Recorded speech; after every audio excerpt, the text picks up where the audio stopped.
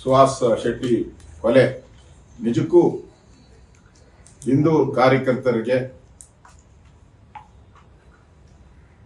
ಎಲ್ಲೆಲ್ಲಿ ಸಿಗ್ತಾರೋ ಅಮಾಯಕರ ರೀತಿ ಅವ್ರನ್ನ ಕೊಲೆ ಮಾಡುವಂಥದ್ದು, ಅವ್ರ ಹತ್ರ ಯಾವುದೇ ಆಯುಧ ಇಲ್ಲ ಅಂತೇಳಿ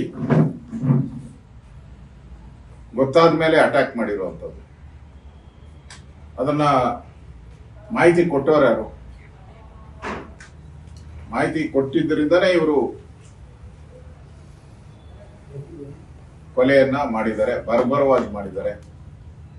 ಇದರಿಂದ ಇವತ್ತು ರಾಜ್ಯದಲ್ಲಿ ಈಗ ಕಾಂಗ್ರೆಸ್ ಸರ್ಕಾರ ಒಂದ್ ಕಡೆ ಸಿದ್ದರಾಮಯ್ಯನವರು ಯುದ್ಧ ಬೇಡ ಅಂತ, ಪಾಕಿಸ್ತಾನ ಪಾಪ ಪಾಕಿಸ್ತಾನ ಅಂತಾರೆ, ಇನ್ನೊಂದ್ ಕಡೆ ಇಲ್ಲಿ ಪಾಕಿಸ್ತಾನ ಜಿಂದಾಬಾದ್ ಅಂತ ಕೂಗೋರ್ಗೆ ನಾನು ಕ್ರಮ ತೆಗೆದುಕೊಳ್ತೀನಿ ಅಂತಾರೆ.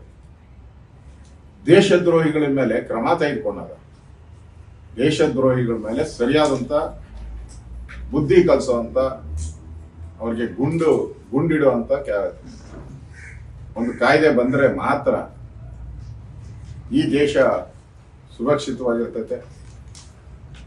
ಇವತ್ತು ಈ ಘಟನೆ ಬಹಳ ಇಡೀ ಹಿಂದೂ ಕಾರ್ಯಕರ್ತರಿಗೆ ನೋವಾಗಿದೆ. ನಾನು ಕೂಡ ಖಂಡಿಸ್ತೀನಿ ಈ ರಾಜ್ಯ ಸರ್ಕಾರದ ವೈಫಲ್ಯ.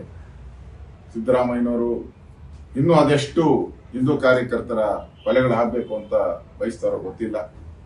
ಕ್ರಮ ತೆಗೆದುಕೊಂಡಿದ್ರೆ ಮೊದಲೇ ಆದಾಗ, ನೇಹ ಹತ್ಯೆ ಆದಾಗ, ಲವ್ ಜಿಹಾದ್ ಆದಾಗ ಇವೆಲ್ಲ ಕ್ರಮ ತೆಗೆದುಕೊಂಡಿದ್ರೆ, ಕಠಿಣ ಕ್ರಮ ತೆಗೆದುಕೊಂಡಿದ್ರೆ ಇವೆಲ್ಲ ನಡೀತಾನೆ ಇರಲಿಲ್ಲ.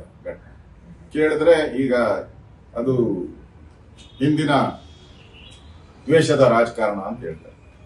ಏನ್ ಪಾಕಿಸ್ತಾನ ಜಿಂದಾಬಾದ್ ಹೋಗೋದು ದ್ವೇಷದ ರಾಜಕಾರಣನ? ಪ್ರತಿಯೊಬ್ಬ ನಾಗರಿಕ, ಭಾರತೀಯ ನಾಗರಿಕನಿಗೂ ಯಾರಾದರೂ ಹಿಂಗೆ ಭಾರತದ ಬಗ್ಗೆ ಧಿಕ್ಕಾರಕ್ಕೆ ಹೋಗಿದ್ರೆ, ಪಾಕಿಸ್ತಾನ ಜಿಂದಾಬಾದ್ ಅಂದ್ರೆ ಮೈಯಲ್ಲಿ ರಕ್ತ ಕುದಿಯುತ್ತೆ.